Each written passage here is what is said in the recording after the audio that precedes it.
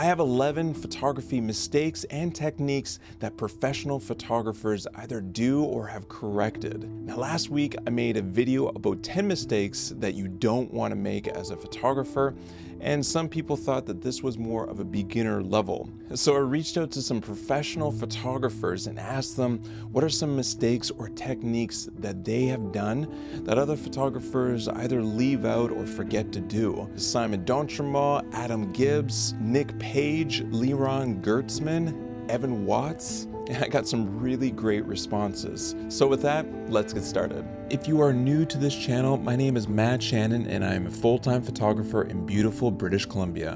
Whether you're here to learn, be inspired, or simply enjoy some stunning visuals, you've come to the right place. Subscribe to my channel if you want to see more videos like this.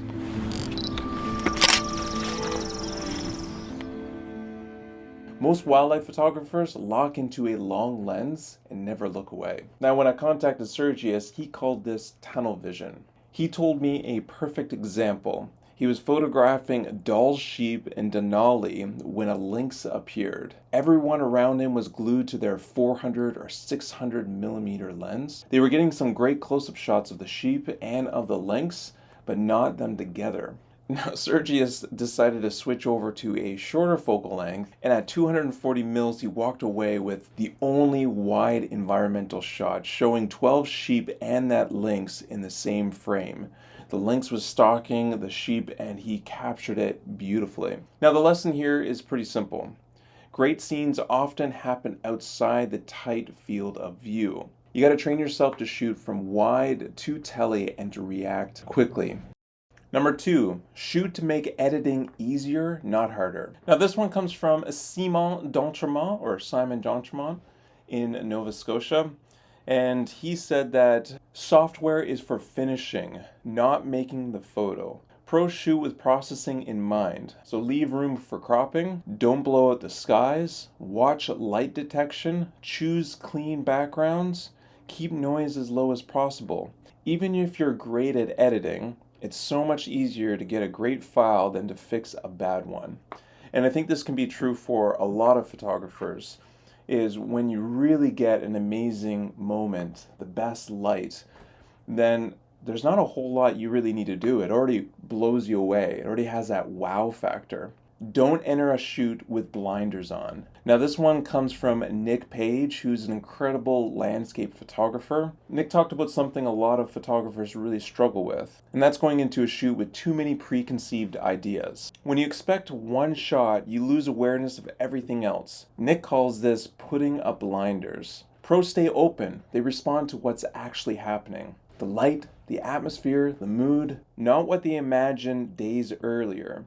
If you want to grow creatively, show up curious, not committed to just one idea. So the next one is kind of a two-part from Adam Gibbs, who is also an incredible photographer.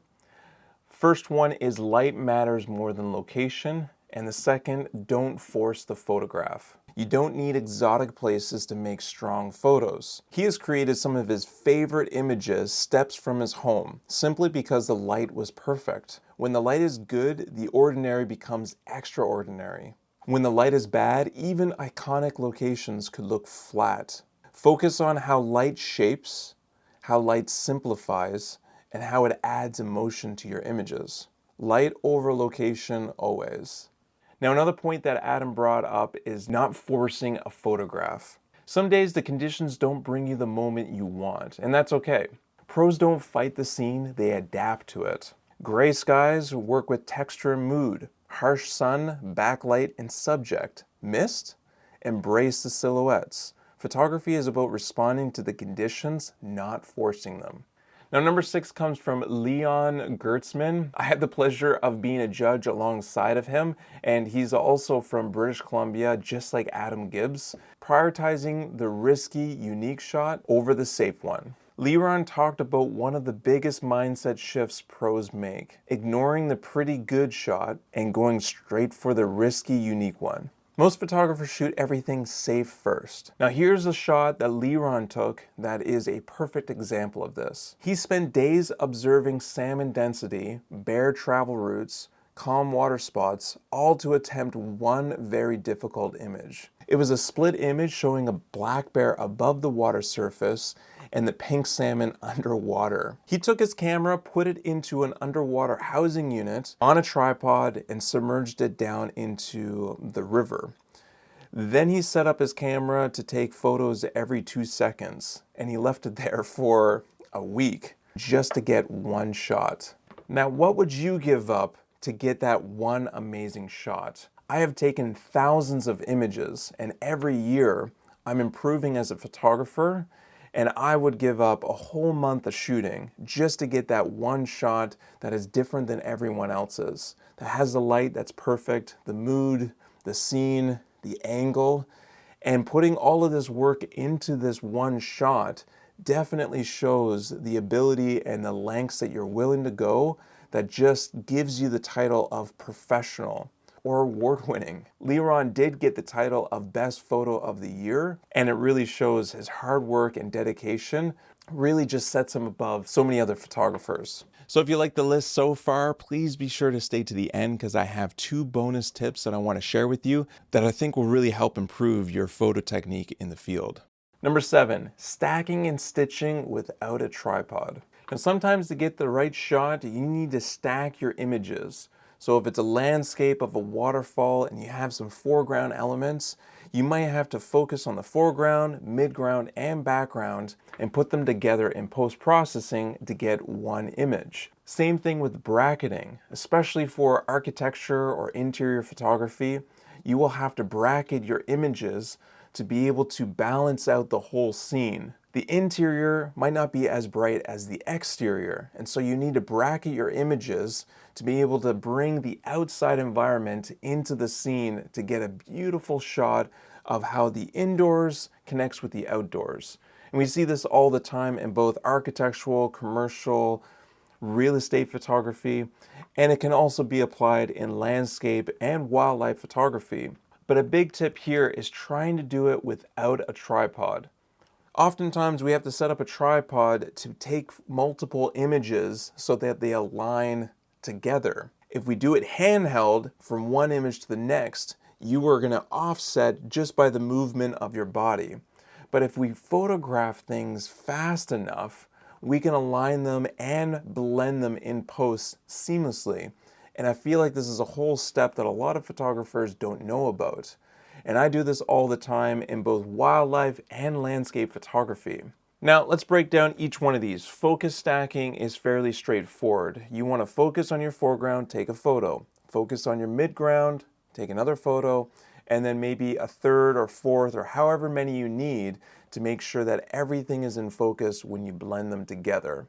I like to use Photoshop to first align my images in case they shifted from one to the next, and then I go to auto blend, and voila, everything is tack sharp in focus. This is a lot better than closing down your aperture to say f/22 and trying to capture everything in focus in one image. It may sound great, but you get a lot of diffraction when you close down your aperture so much. Diffraction we don't want because it softens our image. So what we want to do is pick an aperture that is really sharp on our lens, like f8, f11, and then take as many as we need to make sure that everything is in focus. When we're doing macro photography, we have a really shallow depth of field because we're so close to the subject. And I've had to stack 20 or 30 images all together to be able to get one sharp in focus image. Now, if you want to know about macro photography, I've got a whole video here where I take photos of flowers and go over all the steps. So that's focus stacking. What about bracketing? Bracketing is taking multiple shots at different exposures so you can blend them into one beautiful photograph. This is often a practice used in architectural, commercial photography, real estate images, where your inside ambient light or artificial light is different than the outside. But you want to be able to show the trees and the lighting outside and blend them together with the inside. So what we do is we set our camera to either 3 or 5 or 7 images that are all taken at different exposures. and then we blend them in post. Now, the downside with doing this practice is that it takes a while. You have to set up your tripod, put your camera on there, and then, take those images. And oftentimes we want to be quick, fast, efficient. And there's a really great technique where you don't need your tripod at all. If you have enough light and you can be at a fast enough shutter speed, you can take everything at 20 frames per second, so that when I burst those images, it's all done within a fraction of a second, getting me all different exposures in my camera. Now, the third one is panoramas. Panoramas is just taking multiple images that are overlapped and then stitching them together. And you can extend your image as long as you want. Now, this is typically done on a tripod because you want to take one image to the next perfectly level so that you're not all over the map. But now with our modern cameras and the editing software, we can do everything on the fly. We don't have to be as exact when we're taking those pano shots. And the programs do a really good job of just setting everything up and stitching them together. This is a common practice for landscape photography, doing panos, but what about for wildlife? Now, if you don't have a wider angle lens, like we talked about earlier, for wildlife to get a wider scene, well then why not stitch them together? If you're fast enough from image to image and the wildlife doesn't move around too much, you can stitch things together to get this beautiful landscape shot. I did this with a bull elk in a field where I had mountains in behind, a river, and all these beautiful colors. Sort of landscape environmental shot, but I decided to stitch everything together where the elk is there in the middle amongst all of this color, all of this grandeur from the mountains. I've also done this technique with short-eared owls. I wanted the compression and the tight shot of the short-eared owls with the depth of field, but I also wanted to get a wide enough shot. And the wider we go, we lose a little bit of that depth of field. But if I follow the short-eared owl and I stitch all of them together and pick the one shot where the wings are in the right place, but the landscape is all stitched together there, I can get these beautiful pano shots. Now, if you want to know more about panoramas and stitching, I did one for landscape photography. It looks like this. But if you're a wildlife photographer and you want to know how to stitch moving subjects and create more of an environment scene, well, the thumbnail looks like this, and I've got a link up here. Choosing the right focus mode for the subject. Now, professionals know their focus modes. They don't really have a specific focus mode that they always use. They usually move it around depending on the subject and the scene. When I'm taking photos of orcas, whales, sea otters, I usually switch my focus mode to a rectangle, and I kind of place it around the surface of the water because that's where the wildlife is going to be. Now, for other wildlife like coyotes, wolves, foxes, I don't do full area unless there's a lot of movement and it's pretty erratic. I usually narrow it down to a smaller box to try and fit the body or the head when I'm photographing. And then for really chaotic scenes like eagles flying everywhere, catching fish, well, that's when I will open things up to full area mode and allow the camera's technology to pick up on the subject and nab it and follow it all the way through. Now, it's not always perfect, and it's something that you're always changing depending on the scene. Sometimes the full area mode is just too much. If you're in the forest and you have owls that are moving around, well, it's going to pick up branches. It's going to pick up rocks and tree trunks. So this is where we start narrowing things down so that the camera can have a fix on the things that we want. So the more movement that you get, the more you might have to open up your area of focus mode so that the camera can just identify it. And this is always going to be changing. Now, there are times where the focus modes just don't work. I might use spot focus, but even then could be tricky at times if the wildlife is moving forward and backwards and there's other things in the way. And so I might switch over to manual focus but with peak highlights turned on. Now, I don't have a sponsor for today's episode, but I do have a free PDF that you can download on getting tack sharp images. I go through a bunch of different steps, everything from your camera and lens setup to different techniques that you can use in the field and what to watch out for, like heat haze. So if you're interested in that free PDF, there's a link down in the description. Number 9, pre-focus on the zone. Now, instead of chasing the subject, pros focus on the place that the subject will enter. This is critical for wildlife, sports, and street photography. If you focus on the zone, you're faster, you're more accurate, and you get more peak action frames. Now, a huge part of this is understanding the wildlife, the behavior, the needs, the time of day. All of these come into play to be able to anticipate what will happen and how to take those shots at the right time and the right frame. This goes back to earlier points where we might want to switch out a lens to get a wider lens because we're anticipating the hunt where the lynx comes down to face off with the sheep. We also can anticipate this with bears and fish, them lining things up and jumping in for the attack. Foxes and coyotes will tilt their head and listen with their ears before making a leap into the snow. We can set up our framing so that the fox and the coyote is perfectly placed on 1/3 jumping into the scene. Number 10, setting up a base exposure before anything happens. Now, when you get to a scene, say like a local pond in your neighborhood and you're going to photograph birds, what you want to do is set up your aperture, shutter speed, and ISO right there before anything even happens. Get prepared with the right exposure before you're taking the shot. That way, when the action happens, there's no scrambling. Number 11, use foreground layering for cinematic depth. Professionals will use the foreground elements like leaves or branches close to the lens between them and the subject to get more of a depth of field. I talked about this earlier. This creates a sense of atmosphere and gives more of a 3D sense where we feel like we're really there in the bushes or there in the woods, observing the wildlife or landscape before us. Now, this is a useful technique for things that might be distracting. You can use some of those leaves to cover up some of that unwanted background that you might have next to your subject. All right, if you stuck around this long, thank you so much. I've got 2 bonus tips to go ahead and give you. Manual focus with peak focusing turned on.